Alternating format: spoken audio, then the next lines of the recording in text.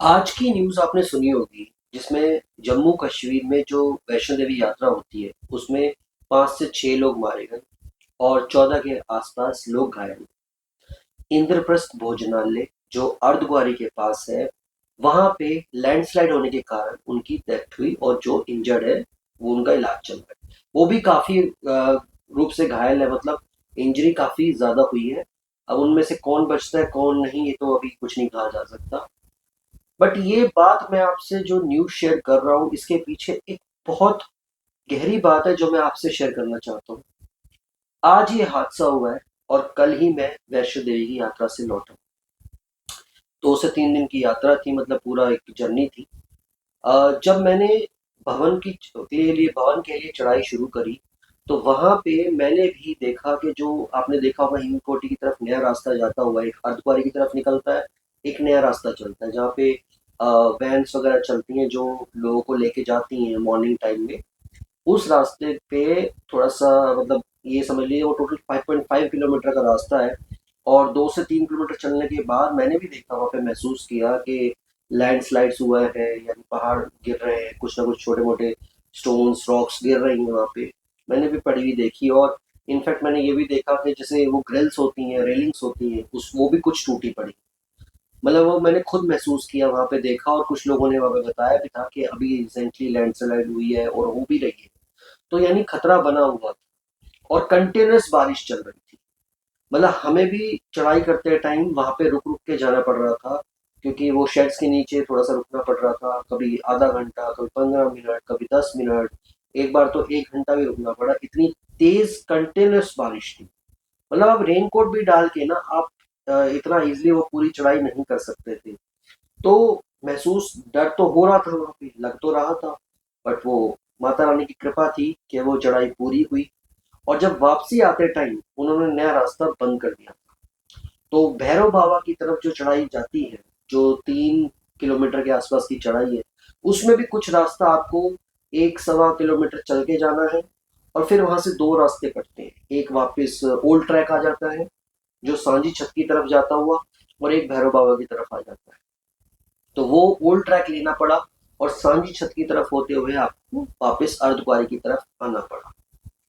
तो ये जर्नी, मतलब थोड़ी सी तकलीफ में थी, वो उसमें पूरी हुई क्योंकि माता रानी की कृपा थी, अंदर से हिम्मत थी। वो वक्त सही था या जो भी था। बट आज जब ये न्यूज़ सुनी तो एक डर सा लगा कि ये हादसा हमारे साथ भी हो सकता था।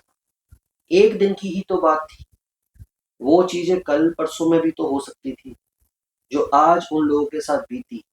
तो उनके लिए मैं प्रे करना चाहता हूँ, उनकी आत्मा की रक्षा, उनकी शांति के लिए प्रे करना चाहता हूँ। कॉन्डोलेंसेज है उनके परिवारों के लिए, उनके लिए कि अब लोग कहते हैं कि जी भगवान की जगह पे, पवित्र जगह पे आप गए हैं और वहां पे ये हादसे कैसे हो सकते हैं। मैंने कल की एक वीडियो में भी, जिसमें 22 साल का यूट्यूबर जिसने अपनी जान खोई एक पानी के बहाव की वजह से, आज इन्होंने जान खोई लैंडस्लाइड की वजह से। तो मैंने कल भी एक बात कही थी, डेस्टिनी में सब कुछ लिख के आ रखा है। किसकी कैसे डेथ होनी है किसी को भी नहीं पता। अब जैसे इनकी लैंडस्लाइड की वजह से हुई तो इसे भी अननेचुरल डेथ ही कहा जाएगा। वो नेचुरल नहीं थी, मतलब इंसान 70 80 85 साल 100 साल जी के कोई नॉर्मली डेथ बेड पे गया हो, बीमार पड़ा हो नॉर्मली हल्का फुल्का, और उसकी डेथ हुई हो, ऐसा नहीं। कल जो 22 साल का यूट्यूबर, जो मैंने वीडियो बनाई थी, आप देख सकते हैं चैनल पे अवेलेबल है, उसमें क्या था, मना कर रहे हैं उसके दोस्त, बट वो फिर भी पानी के बहाव में गया और वहां पे बह गया। आज ये माता की चढ़ाई, माता की भवन की जर्नी करते हुए लैंडस्लाइड, किसको क्या पता, लैंडस्लाइड की वजह से उनकी डेथ हो गई। अब अचानक से पत्थर गिरा, ऑब्वियसली कोई बचना तो बहुत मुश्किल चांस है।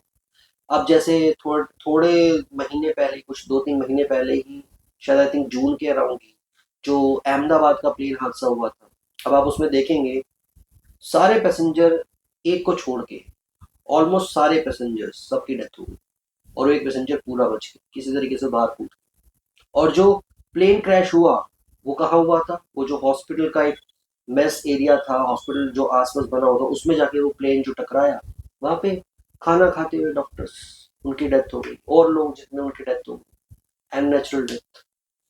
तो हमें कोशिश करनी चाहिए जितना हो सके पीसफुली, अपने आप को अच्छे तौर पे बना के हमें जीना चाहिए, खुश रहना चाहिए। बाकी स्ट्रेसफुल लाइफ तो हर किसी के पास है, चाहे पैसा है या नहीं है, और दुख तो लगे रहेंगे लाइफ में। हमें दुखों के साथ भी जीना है, मेहनत करनी है, कर्म करने हैं। डेस्टिनी हमें टेस्ट जरूर करती है, अलग अलग लोगों को अलग अलग तरीके से टेस्ट करती है, क्योंकि वो प्री डिफाइंड होके आई है। आपकी टेस्ट चलता रहेगा, आपको हिम्मत नहीं हारनी है, अपना कर्म आगे करते रहने हैं। यही इसका सोशल मैसेज है।